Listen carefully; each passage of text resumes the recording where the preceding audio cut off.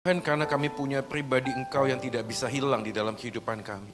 Memiliki Tuhan Yesus dalam hidup kami adalah hal terindah, karena Engkaulah yang berharga di dalam kehidupan kami. Di setengah musim kehidupan yang kami jalani, baik itu suka maupun duka, Engkau selalu hadir di sana. Dan hadir-Mu sudah cukup buat kami untuk boleh menatap masa depan yang penuh harapan. Karena walaupun kondisi kami hari ini sedang tidak baik-baik saja, tetapi Tuhan tetap baik. Ia mau pegang tangan kami ketika kami harus menjalani kehidupan yang sulit di tengah-tengah dunia ini. Ketika kami berlari meninggalkan Engkau, Engkau tetap datang mencari kami. Ketika kami mengabaikan Engkau, Engkau tetap memperhatikan kami ya Tuhan. Terima kasih Tuhan untuk segala kebaikan, kasih dan rahmat-Mu. Dengan apa Tuhan? Kami mengucapkan rasa terima kasih kami selain mempersembahkan hidup kami untuk dibentuk oleh firman-Mu. Kami persembahkan hidup kami yang satu kali ini bagi Dikau ya Tuhan. Maka kami hari ini ingin mengingat akan karya salib Kristus di dalam kehidupan kami yang sudah rela datang menjadi manusia di tengah dunia ini untuk menebus dan merangkul kami manusia yang berdosa ini. Pada hari yang ketiga Engkau bangkit mengalahkan kuasa dosa dan sengat maut. Di dalam Engkau kami punya pengharapan bahwa kami punya Tuhan yang hidup, Tuhan yang selalu menyendengkan telinga-Mu untuk setiap doa yang kami naikkan. Dan hari ini kehadiran kami tidak akan pernah menjadi sia-sia karena kami sedang menyembah Tuhan yang hidup. Terima kasih Tuhan. Pakailah hamba-Mu untuk menyampaikan isi hati-Mu sesuai dengan kebenaran kitab suci. Dan kami berdoa, kiranya Allah Roh Kudus bekerjalah melampaui kata-kata hamba-Mu. Sehingga kami boleh dimampukan untuk mengerti firman dan dimampukan untuk melakukan apa yang kami mengerti. Dan hidup kami ini boleh berkenan di hadapan Dikau ya Tuhan. Ini doa kami untuk pemberitaan firman dari awal hingga akhirnya, nama Yesus yang ditinggikan di atas segala sesuatu. Demi nama Yesus Tuhan kami. Firman yang hidup, gembala yang baik Tuhan, yang juru selamat manusia. Satu-satunya kami sudah berdoa dan memohon. Amin, amin, amin. Oke, shalom buat kita semua. Selamat pagi Bapak Ibu Saudara sekalian. Mari kita langsung saja membuka Alkitab kita hari ini. Perenungan diambil dari Injil Yohanes pasal yang ke-20. Kita akan membaca ayat 1 sampai dengan ayat yang ke-10. Walaupun nanti saya akan sedikit melihat ayat-ayat selanjutnya. Injil Yohanes pasal yang ke-20 ayat 1 sampai dengan ayatnya yang ke-10. Oke. Yang sudah menemukan bantu saya katakan amin. Amin. Oke, saya akan bacakan bagi Bapak Ibu sekalian, Bapak Ibu bisa menyimaknya di Alkitab masing-masing. Injil Yohanes pasal 20 ayat 1. Pada hari pertama minggu itu, pagi-pagi benar ketika hari masih gelap, pergilah Maria Magdalena ke kubur itu dan ia melihat bahwa batu telah diambil dari kubur. Ia berlari-lari mendapatkan Simon Petrus dan murid yang lain yang dikasihi Yesus dan berkata kepada mereka, Tuhan, telah diambil orang dari kuburnya dan kami tidak tahu di mana ia diletakkan. Maka berangkatlah Petrus dan murid yang lain itu ke kubur.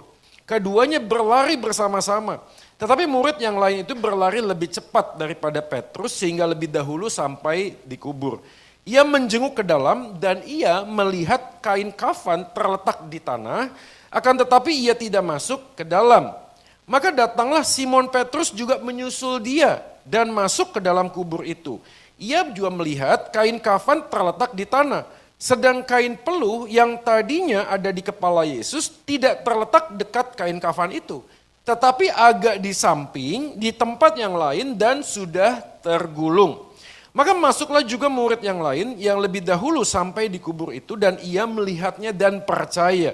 Sebab selama itu mereka belum mengerti isi kitab suci yang mengatakan bahwa Yesus harus bangkit dari antara orang mati.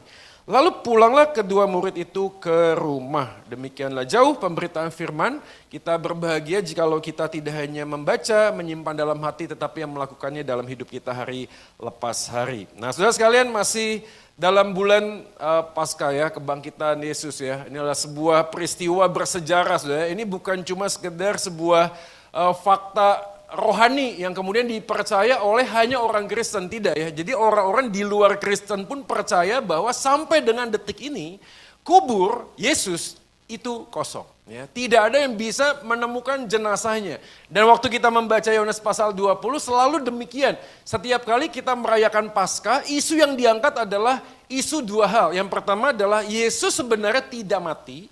Right? Jadi pada waktu dia akan ditangkap, dia diserupakan wajahnya oleh murid yang lain. Sehingga kemudian Tuhan itu menjadi pembohong. Ya, kan, itu kan berarti pembohongan, betul ya? Dan siapa ide yang berbohong? Tuhan. Dan tidak mungkin Tuhan berbohong, betul? Jadi isu yang pertama sebenarnya sudah dibatalkan oleh logika sederhana. Kalau kita percaya Tuhan itu jujur, maka tidak mungkin yang namanya Yesus itu wajahnya diserupakan. Poin yang kedua adalah ketika Yesus itu betul-betul mati, karena disalibkan dan mati, lalu kubur itu kosong tapi dia tidak bangkit. Kenapa? Karena jenazahnya dicuri. Nah selalu isu itu menjadi sebuah perdebatan bagi banyak orang. Tapi faktanya adalah baik orang Kristen maupun orang yang tidak Kristen sekalipun harus mengakui fakta bahwa sampai dengan detik ini kubur Yesus itu kosong membuktikan dia adalah Tuhan yang hidup. Oke, kita tidak akan bicara tentang fakta kebangkitan Yesus, tapi hari ini temanya adalah Jesus brings hope. Kematian kebangkitan Yesus itu memberikan sebuah pengharapan. Oke, kita bicara tentang pengharapan. Ini kelihatannya banyak ibu-ibu ya. Kalau yang di Zoom juga banyak ibu-ibu ya. Banyak ibu-ibu ya. Jadi ini kayak persekutuan ibu-ibu ya. Yang paling ganteng cuma 1, 2, 3, 4, 5, 6 ya. Tapi saya nomor 1 ya, maaf ya. Karena saya pegang mic. Saya pegang mic. Oke, saudara sekalian, pada waktu kita ngomong tentang pengharapan, izinkan saya bertanya. Dalam minggu depan ini, apakah yang ibu-ibu dan bapak-bapak harapkan? Ada yang diharapkan dalam 1 minggu ini? Apa? Jadi kurus. Waduh, maaf ya. Itu agak berat. Oke, ada lagi yang lain? Oke. Jadi muda lagi? Oke, apa? Sehat. Oke, sehat. Terima kasih. Ada lagi yang lain? Ada. Ini soalnya ibu-ibu ya, saya agak-agak susah ya. Jadi coba disampaikan ya, karena saya juga punya 1 orang istri di rumah juga susah dipahami. Tapi bisa dijalani ya, saya menikah hampir 17 tahun ya. Itu semuanya karena anugerah Tuhan, amin ya. Oke, ada lagi ibu-ibu pengharapan dalam 1 minggu ini, apa yang berharap? Apa? Suaminya jangan pulang ke rumah. Waduh bahaya ini ya, habis ini kita konseling pernikahan. Ada banyak hal pengharapan, jadi mungkin kalau kita ditanya apa yang kita harapkan, izinkan saya memulainya dengan survei yang kemudian dibuat oleh Badan Internasional. Gokil, keren ya. Badan Internasional, ada 3 badan internasional yang kemudian saya kutipkan di sana. Yang pertama adalah ini yang bawah apa ke atas ya? Yang bawah ya, nextnya bawah ya. Ini udah on ya? Atas ya?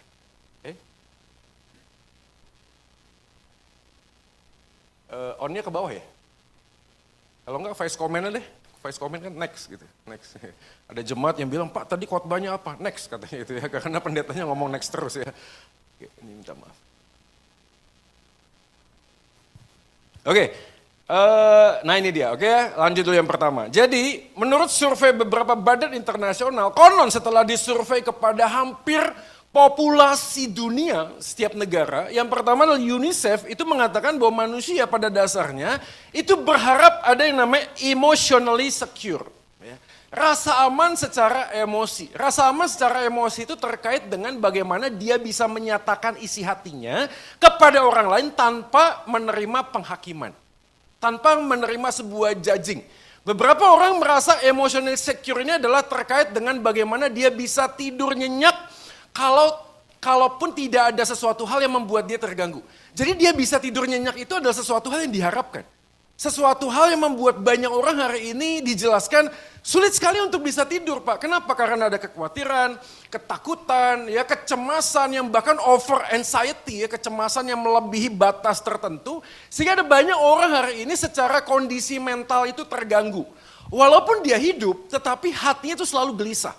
Kemanapun dia pergi selalu ada ketakutan-ketakutan tertentu. Bahkan ada beberapa orang yang hari ini tidak bisa tidur nyenyak dan selalu terbangun pagi hari. Ada yang mengalami hal itu? Oke, ada? Ya, saya bangun pagi-pagi Pak, ngapain nonton drakor? Bukan yang itu saya. Tapi ada orang hari ini yang merasa secara emosi itu terganggu. Terganggu karena memang ada hal yang rasanya dia sudah melakukan sesuatu tapi tidak ada perubahan dalam situasi hidupnya. Sehingga terganggu bukan cuma sekedar tindakan kehidupannya dan perilakunya, tapi kegelisahan yang sadar atau tidak tak mampu disampaikan kepada banyak orang, tapi kemudian dia merasa ada sesuatu yang salah pada diri saya.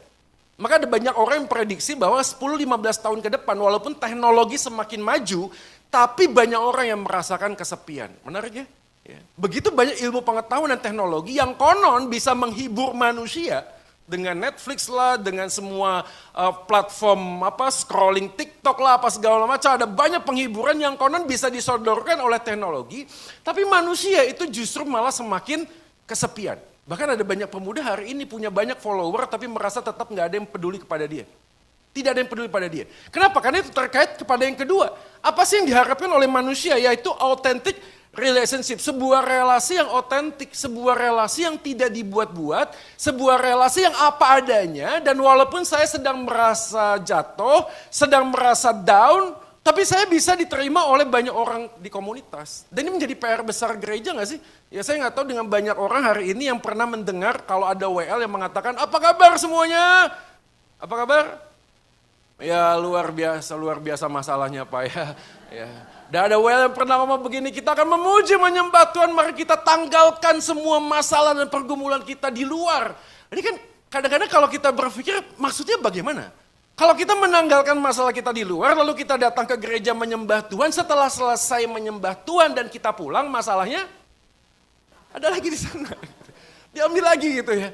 Ya, kadang-kadang kita nggak bisa embracing weaknesses, nggak bisa merengkuh kerapuhan.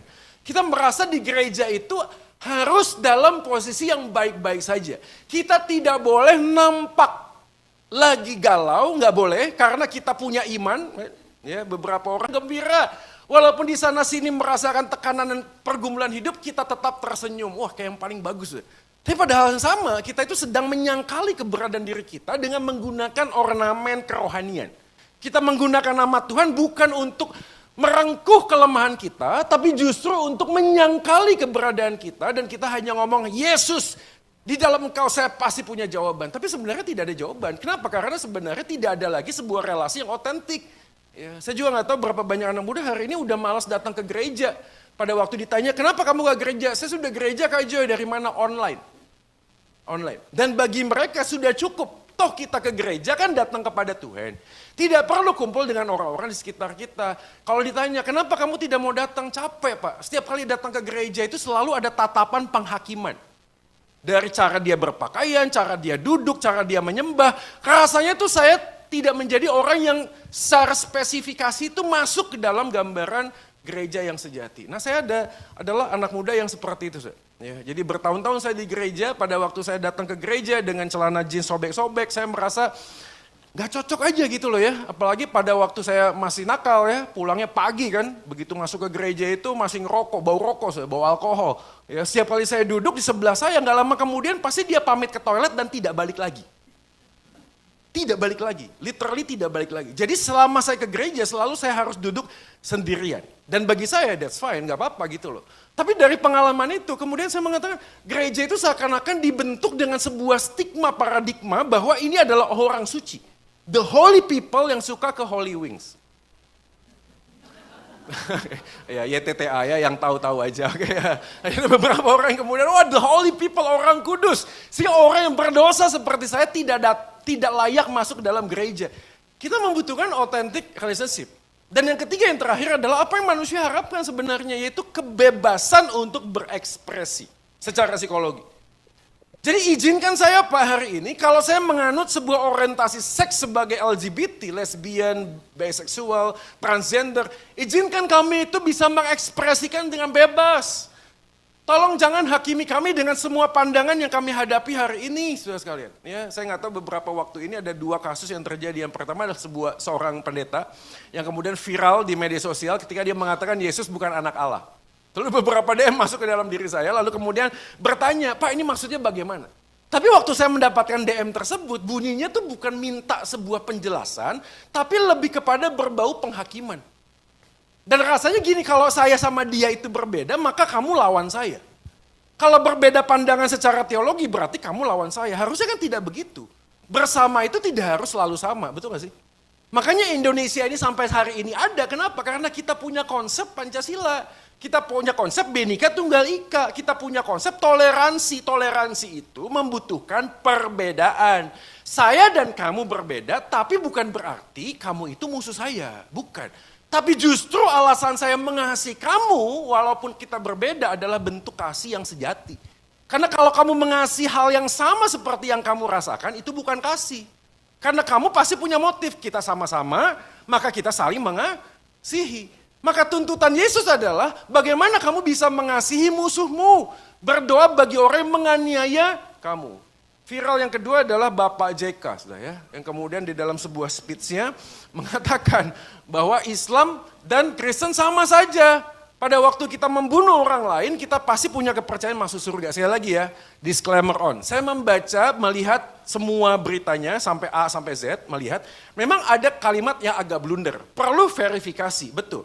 Tapi kalau kalimatnya dikatakan Kristen pun membunuh orang lain bisa masuk surga, itu sudah pasti secara fondasi teologi salah. Kok bisa begitu? Karena kita diselamatkan bukan karena kita doing something, bukan karena kita berbuat sesuatu, bukan.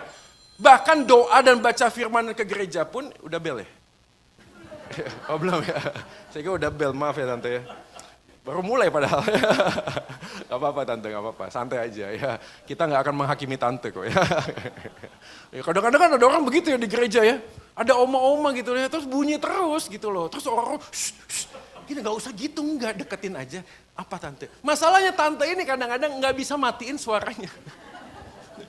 Enggak kan merasa, pernah lihat gak sih orang? Ya gak apa-apa, slow aja gitu, slow aja tante ya gak apa-apa, ya gak apa-apa tante. Ya, memang harus ada belnya sih. Oke, lanjut ya. Ada beberapa orang yang mengatakan bahwa orang masuk ke surga karena melakukan sesuatu. Enggak, orang Kristen itu percaya we are saved by faith alone.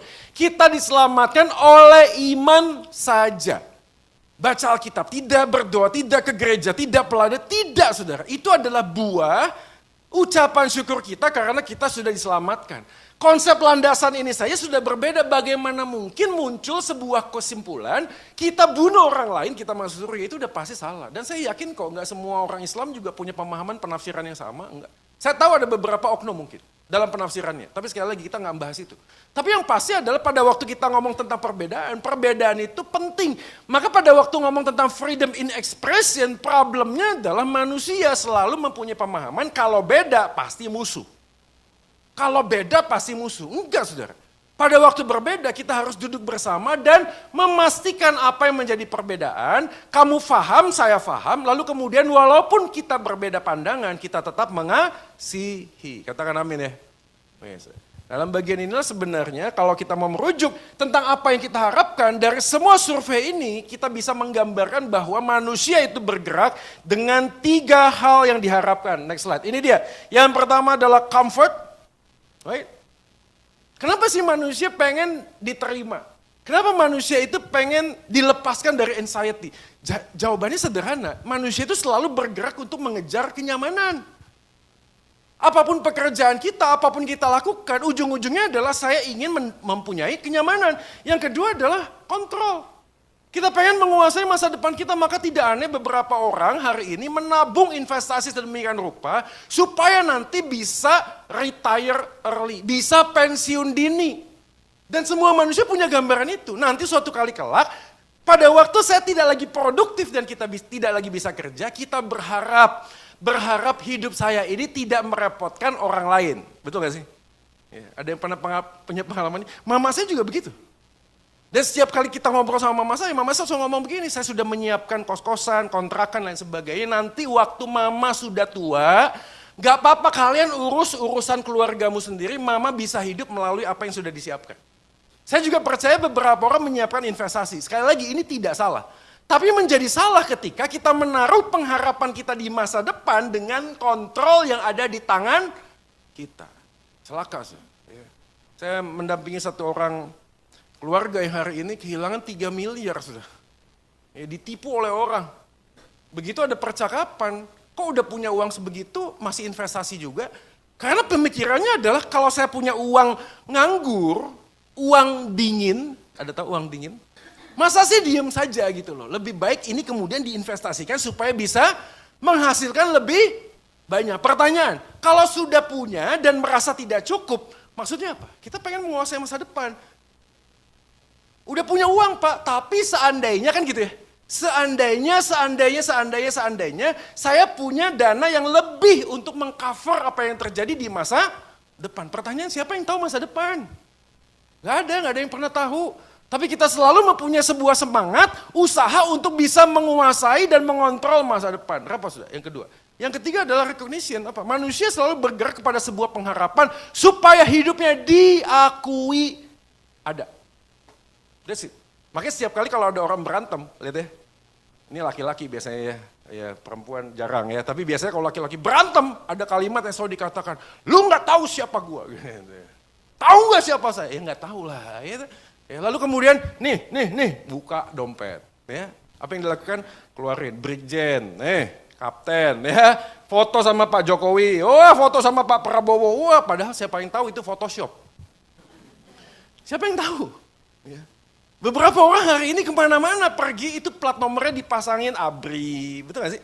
Dipasangin stiker ini, harapannya apa? Harapannya adalah supaya saya ini aman dan tentram. Kenapa? Karena saya punya backing. Saya pengen diakui oleh seseorang. Pada waktu saya SMA saya bergumul.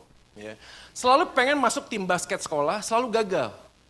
Kenapa saya pengen masuk tim basket sekolah? Karena saya tahu cara untuk bisa menjadi orang yang terkenal di sekolah adalah punya sesuatu. Nah saya nggak pernah masuk di dalam tim basket. Apa yang saya lakukan? Saya punya teman tim basket. Kalau saya tidak bisa main basket, ya minimal saya punya teman yang ada di tim basket. Supaya apa? Saya ikut terkenal. Dan ini menjadi sebuah gambaran manusia, selalu butuh pengakuan. Ya, kita butuh sebuah pengakuan dan mengatakan minimal ada orang lain yang bisa mengakui kamu itu sudah melakukan sesuatu. Dan kita sebagai orang kita percaya dalam sebuah pernikahan repot. Karena setiap kali kita ngomong tentang pernikahan kita selalu menuntut orang lain, saya ini berjuang buat pernikahan ini tapi kamu enggak. Saya aja yang berjuang. Kenapa? Karena kita pengen diakui kita sudah melakukan sesuatu. Termasuk apa? Gereja. Sama juga sudah. PR besar manusia kan begitu. Pada masuk di gereja juga. Sebelum kamu lahir saya sudah jadi majelis. Waduh. Ya, sebelum kamu lahir saya sudah begini dan begitu dan sebagainya. Orang pengen diakui karena dia sudah melakukan sesuatu. Menariknya sudah sekali inilah menjadi sebuah gambaran kenapa pengharapan manusia selalu kandas. Why? Karena apa yang kita harapkan tak akan ada artinya selama kita tidak memiliki Kristus, sang sumber pengharapan. Klikernya udah siap ya? Kalau bisa saya bisa pakai lebih bagus supaya saya bisa atur sendiri. Tapi kalau enggak dibantu di belakang. Saudara kalau ada orang yang pada waktu di padang pasir itu tidak punya minuman, pertanyaan ya. Apakah dia itu akan mengharapkan jus alpukat, es jeruk dan lain sebagainya supaya dia bisa melepaskan dahaganya? Enggak kan? Kalau dia ada di padang gurun, harapan dia hanyalah mempunyai air minum. That's it. Punya air minum itu sudah punya segalanya. Pada waktu dia tahu kondisinya tidak punya sesuatu dan dia itu kelaparan dan kehausan. Mempunyai air minum saja sudah lebih dari cukup. Sama seperti pada waktu kita menyadari hidup kita itu penuh dengan dosa, kita tidak butuh apapun sebenarnya, kita hanya butuh sang air hidup untuk bisa memberikan damai dalam hidup kita. Tapi ironisnya, banyak orang mengharapkan sesuatu yang dia inginkan, tapi tidak perlu dengan Yesus. Dan mereka menjalani sebuah kehidupan, pengharapan pada sesuatu hal yang lebih baik ke depannya, tapi tidak dengan Yesus. Dan ini menjadi gambaran sederhana pada waktu kita membaca Yohanes pasal 20. Coba kita lihat Alkitab kita. Pada waktu Yohanes 20 dikatakan di sana, pagi-pagi benar hari pertama minggu itu Maria Magdalena ke kubur. Ia melihat kubur. Lalu dia ngomong ayat 2, berkata kepada mereka, Tuhan telah diambil. Ini kan menarik ya. Pada waktu dikatakan Tuhan telah diambil, saya tanya dulu, pelan-pelan ya, pelan-pelan. Kira-kira apa yang sedang dirasakan dan difikirkan oleh para murid ketika Yesus itu mati dan Yesus belum bangkit? Dari gambaran Yohanes pasal 20 kita bisa menemukan sebuah informasi. Informasinya adalah ayat 3. Maka berangkatlah Petrus yang lain itu ke kubur, keduanya berlari. Pertanyaan, pada waktu mereka berlari ke kubur itu apakah mereka expect Yesus bangkit? Enggak saudara, kenapa? Karena kalimat di atasnya adalah Tuhan telah diambil orang. Tapi sebuah pertanyaan menarik saudara, ini murid kemana aja? 3,5 tahun hidup bersama dengan Yesus, right? Pada waktu Yesus khotbah, itu para murid duduknya VVIP di paling depan. Dia dengar pengajaran Yesus yang mengatakan, aku akan diserahkan, aku akan mati, dan pada hari yang ketiga aku akan bangkit kembali. Sudah berkali-kali Yesus katakan itu. Para murid melihat mujizat. Orang lumpuh berjalan om. Orang yang buta melihat. Orang yang mati bangkit lagi dia lihat.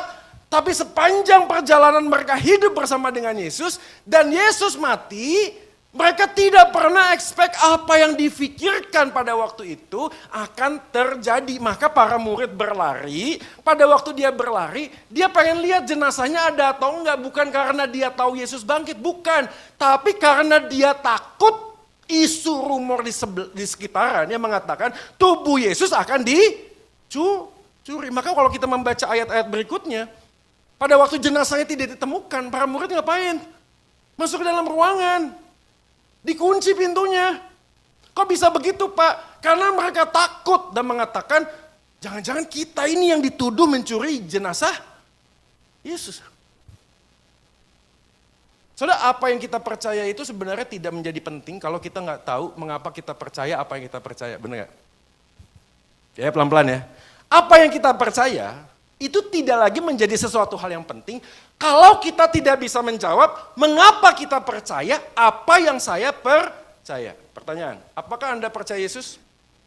Percaya. Pertanyaan kedua, mengapa Anda percaya Yesus? Saudara, kalau Anda tanya pertanyaan kedua, Anda tanya kepada sekian banyak orang Kristen, jawabannya bisa random. Kamu percaya Yesus kenapa? Iya, katanya kalau percaya Yesus nanti mati masuk surga. Jadi bagi orang ini, Yesus bukan Tuhan. Bagi orang ini, Yesus adalah tiket untuk bisa masuk ke surga. Kapan? Nanti kalau mati. Selama saya masih hidup, biarkanlah saya hidup seperti apa yang saya mau, betul? Saya percaya Yesus sebagai tiket, nanti kalau mati saya bisa masuk surga. Tanya lagi, mengapa percaya Yesus? Iya Pak, katanya orang yang miskin bisa kaya, gokil. Ya, ada yang gini gak? Ada gak sih? Di sini ada? Harus bertobat kalau di sini ada. Tapi tanya di luar sana, ada saudara, ada. Mereka datang kepada Yesus seperti mereka datang ke Gunung Kawi.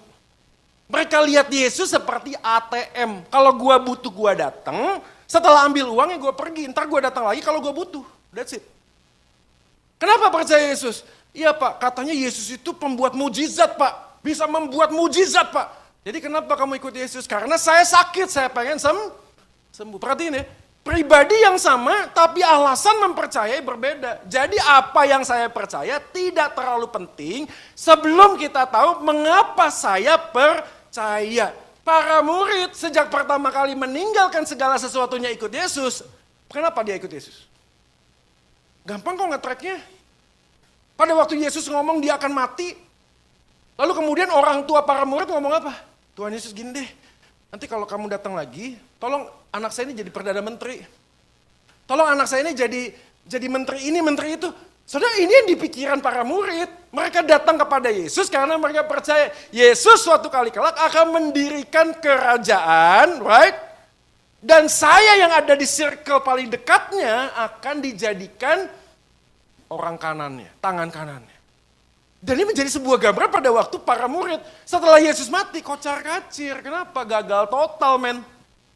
Selesai sudah. Tuhan yang katanya Tuhan yang kita harapkan akan memberikan sebuah kerajaan yang baru yang membuat saya bisa ada di sana dan mendapatkan kenyamanan, mendapatkan pengakuan, mendapatkan kuasa, itu gagal total. Maka pada waktu Yohanes pasal 20 mengatakan di sana mereka berlari bersama-sama bukan karena mau lihat Yesus bangkit, bukan. Karena mereka ingin mengkonfirmasi kalau ini betul-betul nggak ada, siap-siap kita harus sembunyi. Tapi menariknya sudah, Injil Yohanes menjelaskan hal yang cukup detail. Ayat yang pertama dikatakan batu telah diambil dari kubur. Matius 28 sebenarnya menjelaskan tubuh kebangkitan Yesus itu bisa menembus apapun, right? Tapi kenapa kemudian pada waktu Yesus bangkit batunya harus digulingkan? Bukan hanya sekedar itu. Ayat 6 dan 7 ada informasi kain kapannya ada di tanah, kain peluhnya tidak lagi di dekat kain kapan. Kalau Anda membaca secara teliti, pertanyaannya kenapa kemudian Yohanes, Injil Yohanes menuliskan semua data-data ini. Bahkan kalau kita membaca lebih dalam lagi, di next slide, kata terletak di sana ayat 6 menggunakan kata keimena. Artinya to lie, recline, be laid, specially appointed. Bahkan kata ayat 7, and the face cloth which had been on Jesus' head, not lying with the linen clothes, but folded up dalam bahasa Inggrisnya. Begini, mungkin supaya kita bisa memahami kenapa ini menjadi penting buat kita. Pada zaman tradisi kuno dulu, memang ada banyak jenazah yang dicuri. Banyak. Kenapa kok jenazah dicuri? Karena pada dalam tradisi kuno beberapa orang yang mati itu dibawakan semua ornamen emas, perak dan lain sebagainya. Maka pada saat itu banyak sekali jenazah yang dicuri. Jadi bukan berita baru sebenarnya. Tapi ini menjadi penting kenapa? Karena pencuri pada waktu dia mencuri jenazah, yang dicuri itu adalah sesuatu hal dengan ketergesa-gesaan. Jadi waktu dia curi jenazah, itu nggak mungkin begini. Ayo kita curi jenazahnya. Itu kain kapan perlu nggak? Nggak perlu, tolong dilipat. Lipat. Bawa setrika dulu. Taruh yang bagus ya, yang rapi ya. Nggak begitu saudara. Kalau orang mencuri itu tergesa-gesa, pasti berantakan. Tapi Yohanes menjelaskan, enggak, waktu Yesus itu bangkit, batu itu digulingkan dan semua hal yang ada di dalam ornamen tubuh Yesus terletak dengan rapi. Seakan-akan waktu Yesus bangkit itu dia sedang show off.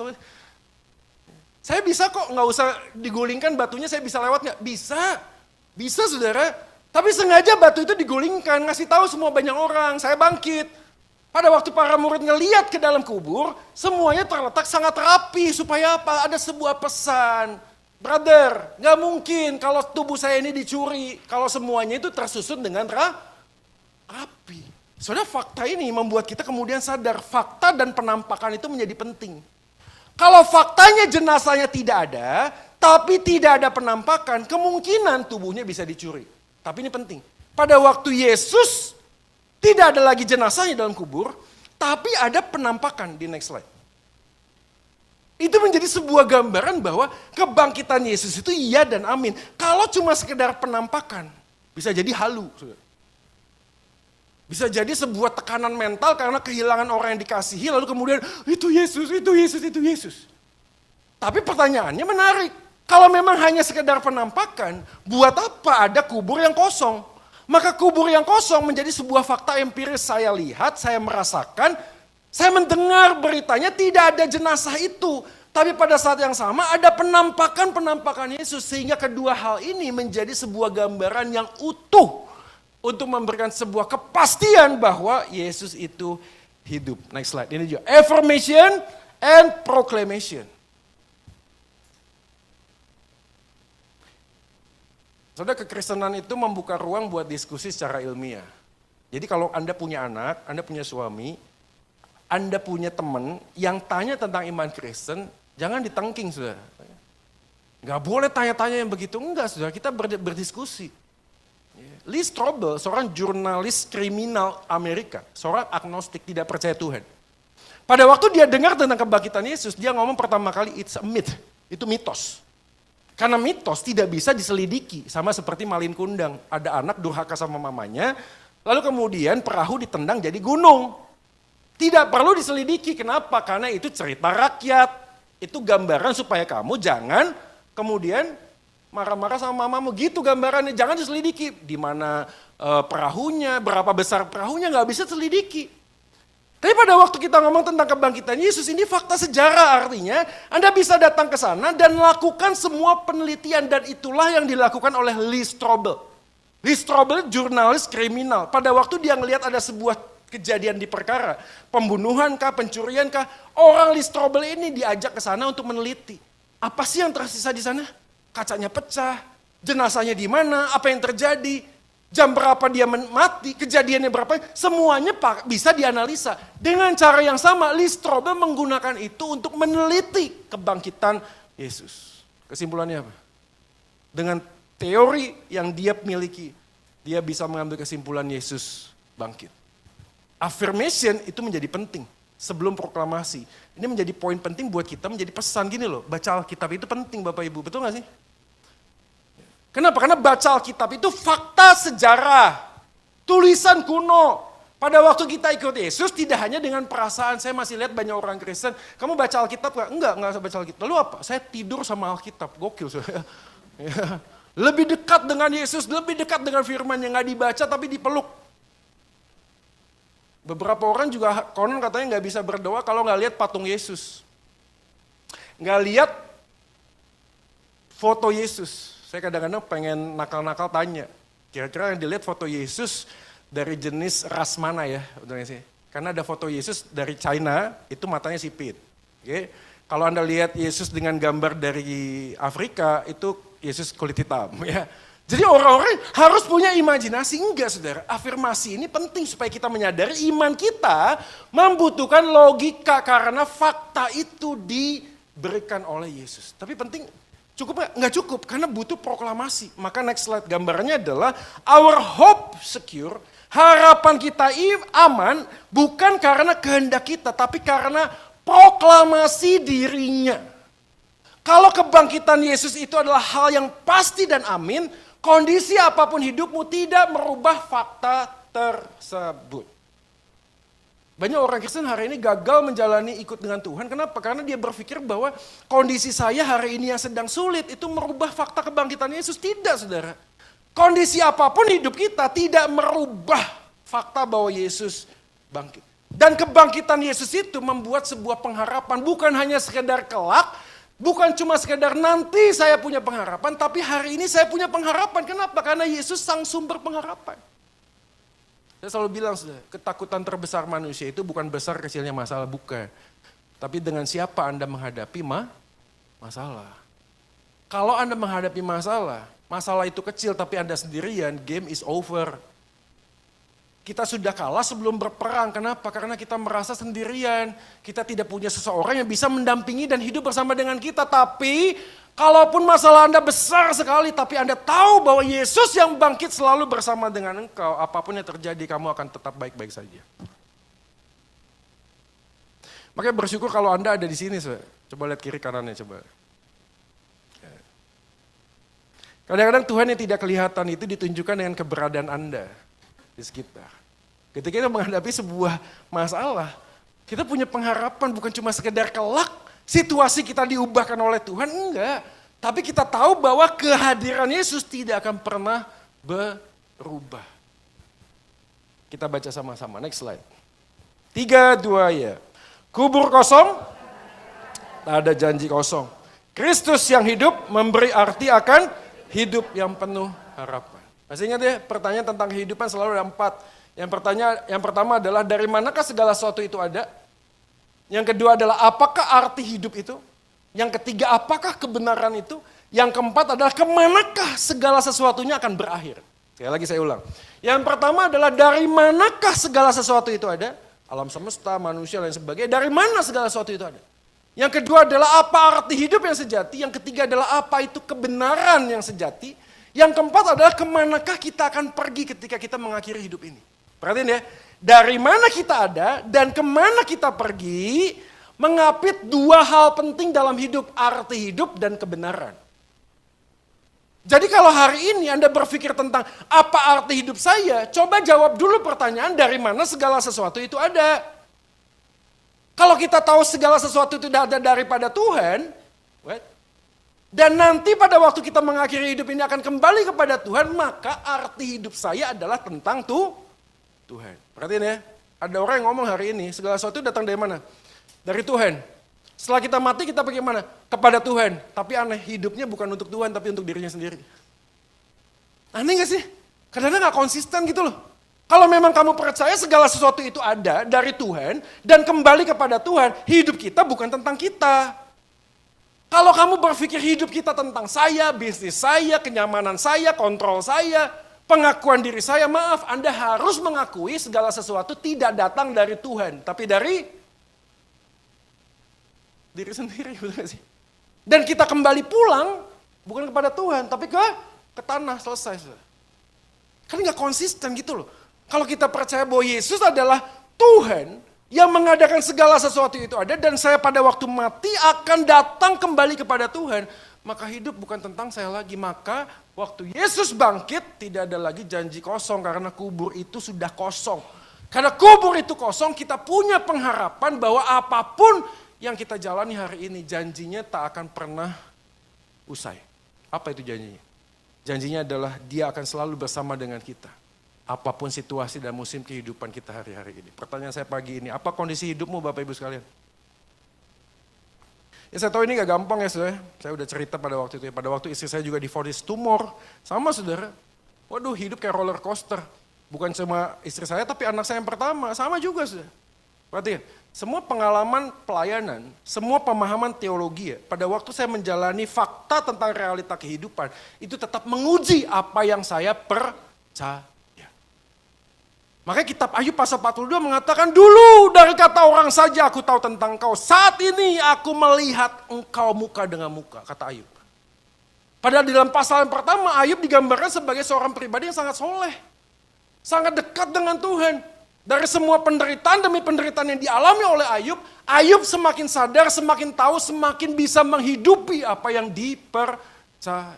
Saya bersyukur, kenapa? Karena semua momen-momen kehidupan bersama dengan Tuhan, pada waktu istri saya divonis, anak saya divonis demikian, membuat kami punya iman yang semakin tangguh, bukan cuma sekedar apa yang saya percaya, bukan, tapi bagaimana saya menghidupi apa yang saya percaya. Apa itu?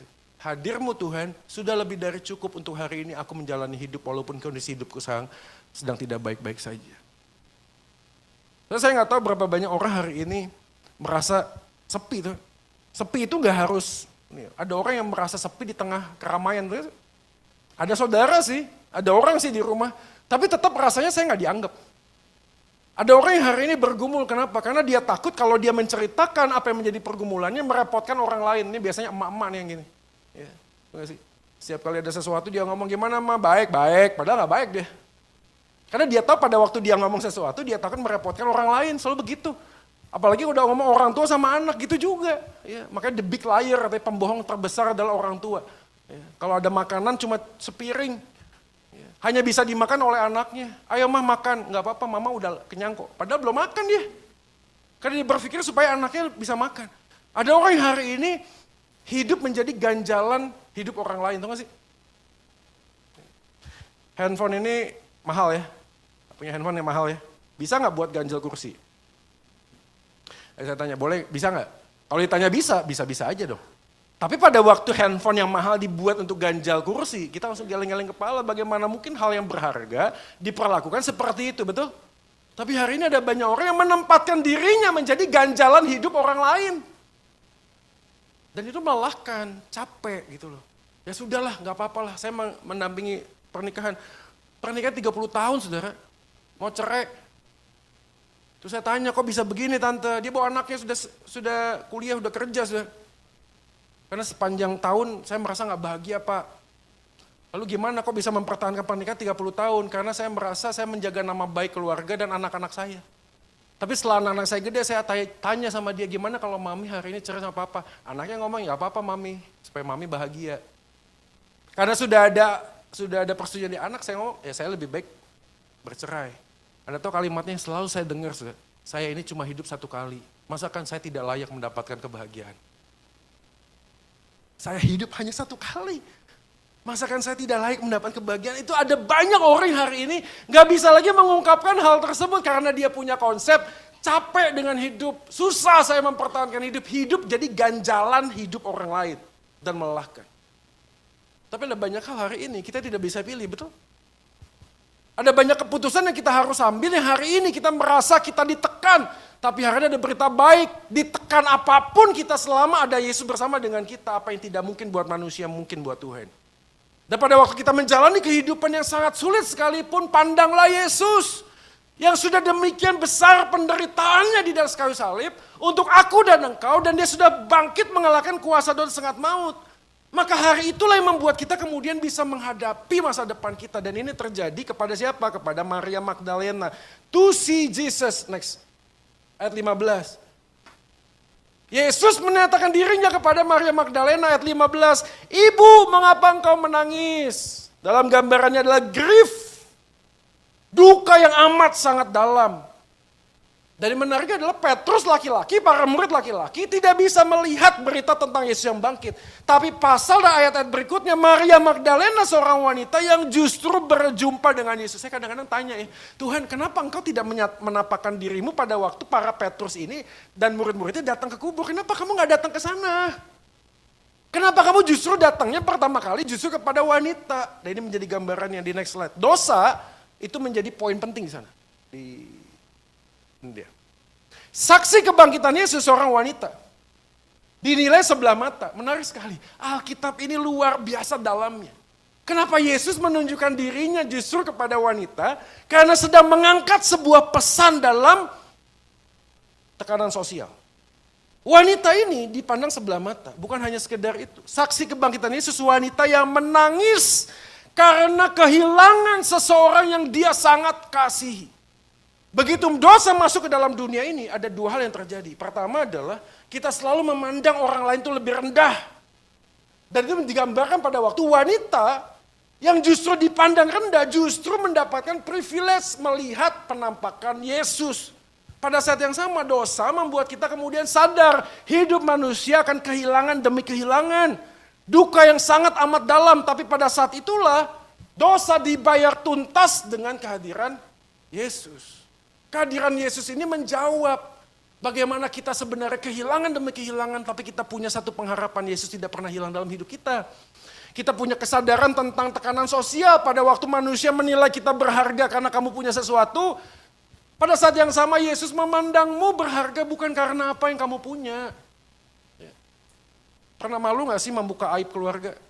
Saya pernah ceritakan mami saya. Bertahun-tahun sudah gak pernah ngomong kalau anaknya kena narkoba. Saya tanya, kenapa Ma? Ya mama kan majelis. Gimana apa kata orang kalau misalnya mami ngomong anak mama seperti ini?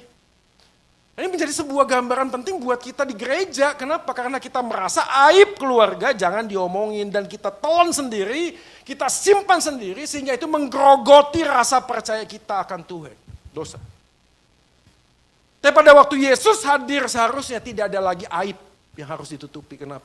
Karena dosa yang terdalam pun sudah selesai di atas kayu salib. Maka setiap kali saya bersaksi sama anak muda, orang-orang pada ngomong, Kak Joy kok bisa cerita seperti itu sih? Saya bilang sudah berdamai dengan itu. Saya sudah berdamai. Anda mau tanya apa? Anda ngomong tentang bermain wanita. Anda ngomong tentang aborsi.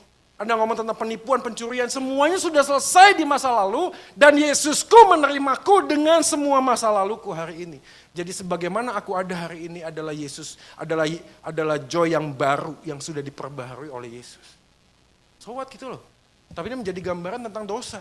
Maka Yesus menampakkan diri kepada wanita. Gambarannya menarik karena sebuah pulpit commentary mengatakan demikian. Kalimat yang Yesus sampaikan pada sang perempuan, mengapa engkau menangis?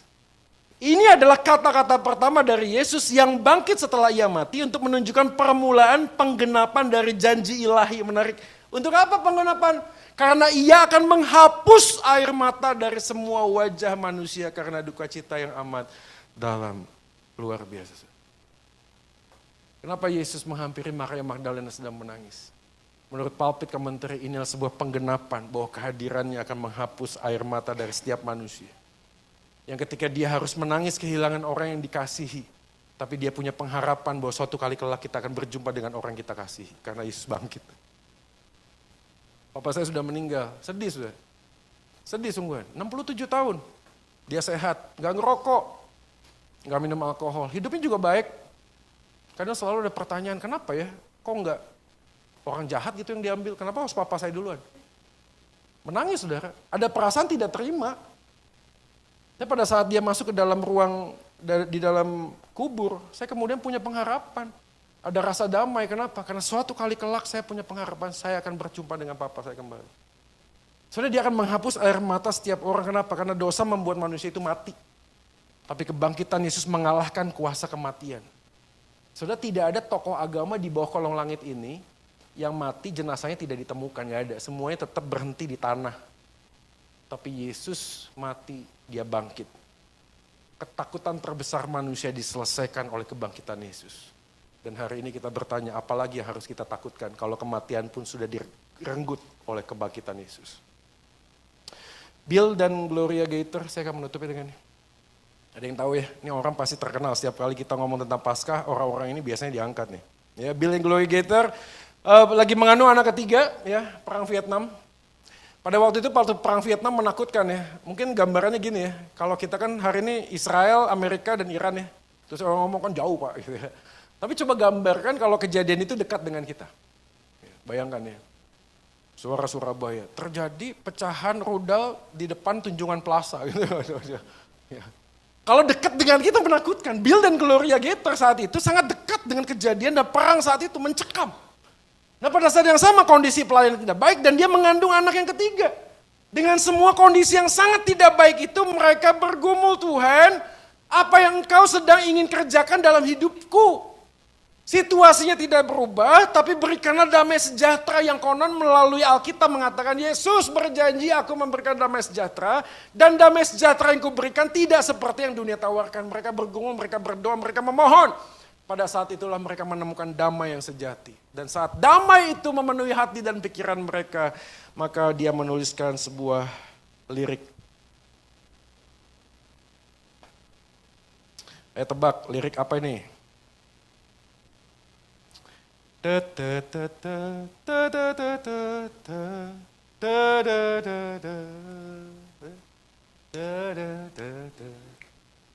Ayo berpacu dalam melodi.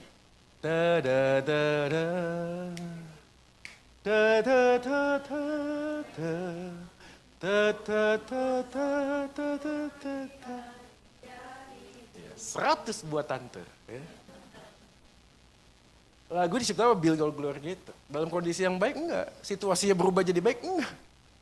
Tapi dari liriknya kita langsung bisa tahu apa sih yang sebenarnya dicari manusia. Lihat kalimat pertama, God sent his son. Tuhan mengirim anaknya yang tunggal. Bukan Tuhan memberikan berkatnya untuk kita, bukan, dia mengirimkan anaknya yang tunggal. Maka kalimat di ini kan, di revi, sebab dia hidup ada hari esok. Pengharapannya tidak akan pernah bisa diredam oleh apapun dan siapapun. Pengharapan bahwa kebangkitan Yesus mengalahkan semua ketakutan manusia. Of course kita bisa takut, tapi ketakutan yang aku alami tidak akan menguasai hidupku. Kenapa? Karena hidupku sudah dikuasai oleh Yesus yang hidup. Maka kebangkitannya menjadi jawaban untuk semua masalah dan problema hari ini. Walaupun situasi hidupku tidak berubah, tapi fakta kebangkitannya juga tidak akan berubah. Dan Yesus yang hidup itu memberikan sebuah kepastian, ada damai yang sejati. Kebangkitan Kristus memberikan pengharapan. Kita baca yang terakhir, next slide. Ini dia, 1, 2 ya. Kebangkitan Kristus memberikan pengharapan. Karena ketika kita melepaskan kenyamanan diri, maka kita mendapatkan keamanan. Right? Amin gak sih? Waktu kita tahu hidup kita tidak akan pernah mungkin mengalami kenyamanan, tapi aku tetap secure, aku aman di dalam tangan-Mu ya Tuhan. Walaupun aku tidak merasakan apa yang kuharapkan, tapi aku tahu pribadi-Mu selalu akan memberikan pengharapan dalam hidupku. Dan itu sudah lebih dari cukup untuk kita menjalani hari esok yang penuh harapan. Saudara, hidup kita ini akan berlalu, betul gak sih?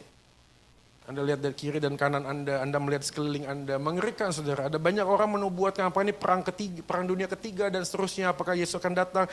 Tidak usah peduli dengan hal itu, yang pasti adalah suatu kali kelak kita akan berjumpa dengan Tuhan. Kalau Tuhan tidak datang lebih dahulu, kita akan berjumpa dengan Tuhan. Dan masa-masa hidup kita yang kita bisa jalani di tengah-tengah dunia ini, kita tahu kita punya pengharapan dan kekuatan karena kebangkitan Yesus mengalahkan ketakutanku. Mari kita berdoa. Bapa di dalam surga, terima kasih. Karena fakta kebangkitan-Mu bukan hanya sekedar isapan jempol, tapi Engkau menjelaskan secara detail melalui firman-Mu ya Tuhan. Bahkan orang yang tidak Kristen pun mengakui bahwa Engkau adalah Yesus yang bangkit mengalahkan kematian. Di dalam Engkau kami punya kekuatan, kami punya pengharapan yang tidak akan pernah lekang oleh waktu. Kami tahu ya Tuhan, hidup kami di dunia ini penuh dengan kesulitan. Tapi sebab Yesus hidup, kami punya hari esok. Kami tidak mau bertanya apa yang terjadi di hari esok, karena kami tahu siapa yang pegang hari esok.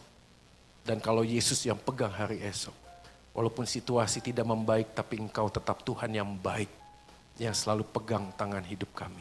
Terima kasih ya Tuhan. Bapak Ibu Saudara sekalian, adakah di antara kita yang pagi ini yang ingin didoakan?